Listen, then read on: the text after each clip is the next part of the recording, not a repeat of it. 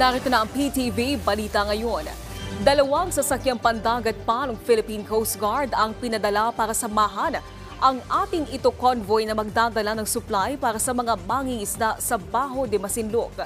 Karagdagang PCG vessel ito sa BRP Bagakay at isang aircraft na ipinadala para i-monitor ang sitwasyon.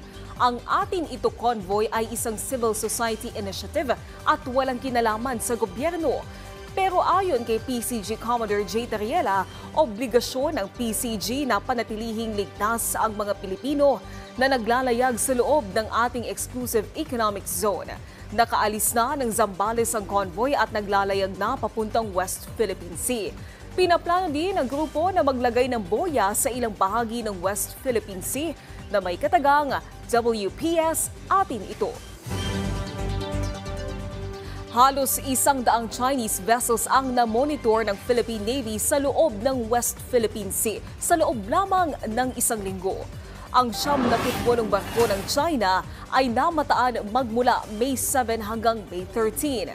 Ilan sa mga sasakyang pandagat ay China Coast Guard vessel, People's Liberation Army Navy ship, Chinese Maritime Militia vessel at Chinese cargo ship.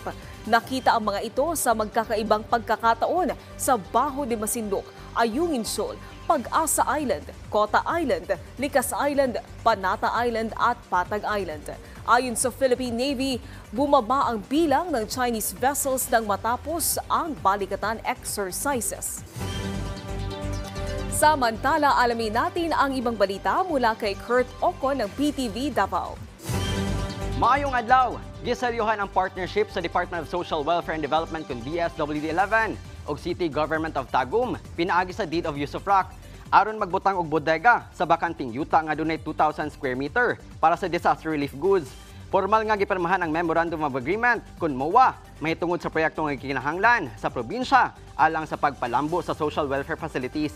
Ang maong bodega gitukod sa Barangay La Filipina, Tagum City, niadtong May 10, 2024. Ni pariagusab si DSWD Regional Director, Attorneys Vanessa Gokong, og kadasig sa kolaborasyon nga nagpasiugda sa potential niini nga mapadali ang pagtahod sa mga hinabang panahon sa kalamidad. Ang maong partnership magbugna og malangturong epekto sa mga lungsod ug munisipyo sa Davao del Norte.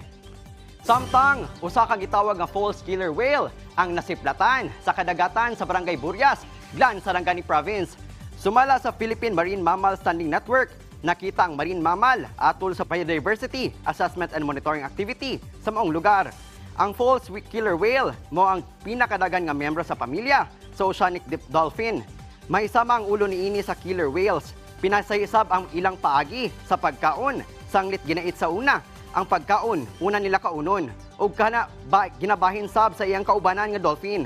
Gikalipay sab kini sa mga otoridad, ilabi na sa ilang kumpanya sa marine conservation karong Ocean Month.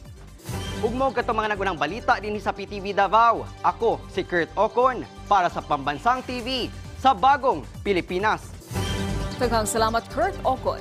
At yan ang mga balita sa oras na ito. Para sa iba pang update, i-follow at i-like kami sa aming social media sites at PTV PH. Ako po si Naomi Tiburcio para sa Pambansang TV sa Bagong Pilipinas.